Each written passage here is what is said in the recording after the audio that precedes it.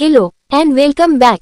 तो आज की इस वीडियो में हम जानेंगे कि गरुड़ पुराण में भगवान श्री कृष्ण ने गरुड़ जी को मृत व्यक्ति की ऐसी चीजों के बारे में बताया है जिनका इस्तेमाल किसी भी जीवित व्यक्ति को नहीं करना चाहिए।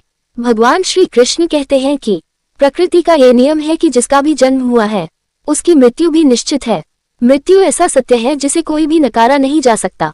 मृत्यु निकट आने पर मनुष्य को अपने शरीर का त्याग अवश्य ही करना पड़ता है और शरीर के साथ वह व्यक्ति सभी भौतिक वस्तुओं का भी त्याग कर देता है।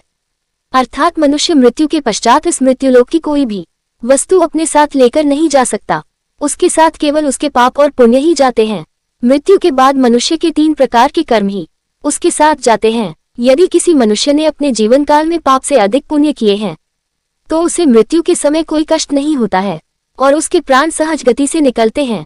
लेकिन जिस व्यक्ति ने जीवन भर पाप किए हो उसकी मृत्यु बहुत दर्दनाक होती है। उसे मृत्यु के समय बहुत पीड़ा सहन करनी पड़ती है। यमराज के दूत उस पर बिल्कुल भी दया नहीं दिखाते हैं और उसे अपने पाश में बांधकर खींचते हुए यमलोक ले जाते हैं। यमलोक जाने के मार्ग पर उस पापी व्यक्ति को बहुत दुख होता है। वह हाहाकार करता हुआ नरक के मार्ग पर चलता है, लेकिन यम के दूतों को उस पर दया नहीं आती। वे उसे और अधिक पीड़ा देते हैं। श्री कृष्ण कहते हैं कि आत्मा का इस संसार में कुछ भी अपना नहीं है। आत्मा अमर है, उसका कभी अंत नहीं होता। वह अपने कर्मों के अनुसार बार बार जन्म लेती है। मनुष्य का शरीर भी उसका अपना नहीं है। वह भी उसे कुछ ही समय के लिए ईश्वर द्वारा प्राप्त हुआ है जो एक दिन पंचतत्व में विलीन हो जाएगा। किंतु फिर भी मनुष्य इस संसार में जन्म लेकर कई भौतिक सुखों के मोह में पड़ जाता है।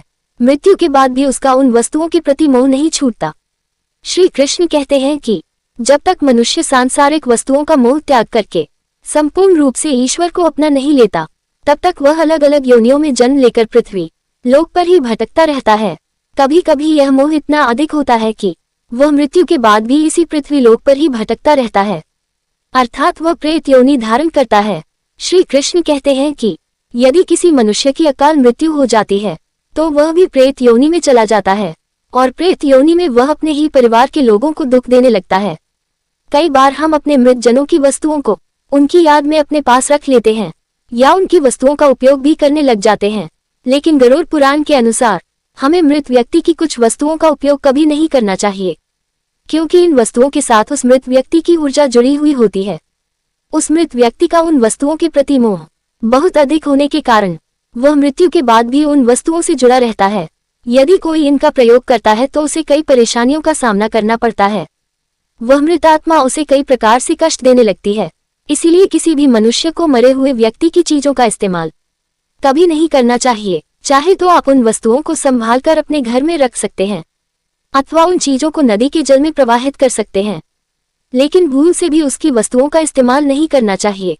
मृत आत्मा की शांति के लिए आप उस व्यक्ति की प्रिय वस्तुओं का दान करते हैं तो ये बहुत ही शुभ होता है। गरुड़ पुराण में मृत व्यक्ति की ऐसी 3 चीजें बताई गई है जिनका कभी भी इस्तेमाल नहीं करना चाहिए, अन्यथा मृत व्यक्ति की आत्मा पृथ्वी लोक पर ही भटकती रहेगी और उसे कभी मोक्ष की प्राप्ति नहीं होगी अथवा उसे दूसरा शरीर भी कभी प्राप्त नहीं होगा। ऐसी आत्मा आपको भी अनेक प्रकार के कष्ट देती है, इसीलिए उसकी वस्तुओं का उपयोग कभी नहीं करना चाहिए। तो चलिए जान लेते हैं उन 3 वस्तुओं के बारे में जो कभी भी इस्तेमाल नहीं करनी चाहिए।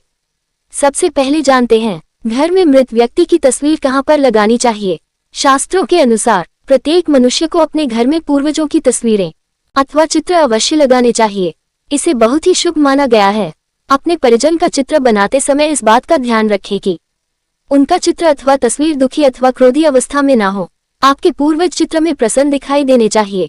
जब भी हम उनके चित्र के दर्शन करें तो हमारे मन में उनके प्रति श्रद्धा तथा प्रेम का भाव प्रकट हो।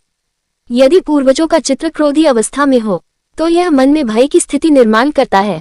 छोटे बालक उनसे प्रेम करने के बजाय द्वेष करने लगेंगे। इसीलिए पूर्वजों का चित्र अथवा तस्वीर बनाते समय इस बात का खास ध्यान रखें। ध्यान रहे आपके पूर्वज अब इस संसार में नहीं है। वह न ही भगवान है और न ही मनुष्य है। आपको उनका सम्मान करना चाहिए, किंतु उनके सामने अपना दुख और क्रोध जैसी भावनाओं को प्रकट न करें, अन्यथा आपके पितृदेव दुखी हो जाएंगे। पितृपक्ष या श्राद्ध के दिनों के अलावा अन्य दिनों में उनका आवाहन अथवा उनकी पूजा नहीं करनी चाहिए। पितृपक्ष के दिनों के अलावा अन्य दिनों में जो आत्माएं घर में प्रवेश करती हैं वह प्रेत आत्माएं होती हैं। इससे घर में भयंकर दुख का वातावरण निर्माण होता है। वास्तुशास्त्र के अनुसार पितरों की अथवा पूर्वजों की तस्वीरों को भूल से भी पूजा घर में नहीं रखना चाहिए। इससे भगवान का अपमान होता है।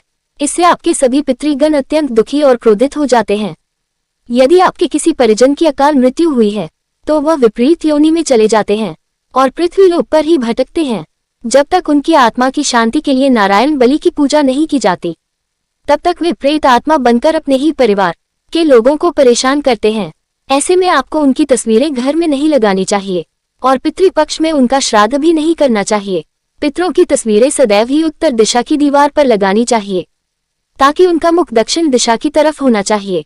इसके अलावा अन्य किसी भी दिशा में पितरों की तस्वीरें लगाना अशुभ माना गया है। खासकर ईशान कोण में पितरों की तस्वीरें भूल से भी नहीं लगानी चाहिए। पितृपक्ष में भी पितरों के लिए किए जाने वाले सभी कार्य दक्षिण दिशा की तरफ मुख करके करना चाहिए। ध्यान रहे, मृत व्यक्ति के साथ कभी भी जीवित व्यक्ति की तस्वीरें नहीं लगानी चाहिए। साथ ही शयन कक्ष में और रसोई घर में पितरों की तस्वीरें न लगाएं। आइए अब जानते हैं मृत व्यक्ति की कौन सी चीजों का उपयोग नहीं करना चाहिए। सबसे पहली चीज है मृत व्यक्ति के कपड़े। गरुड़ पुराण के अनुसार मृत व्यक्ति के कपड़ों का कभी भी इस्तेमाल नहीं करना चाहिए। उन्हें भूलकर भी पहनना नहीं चाहिए।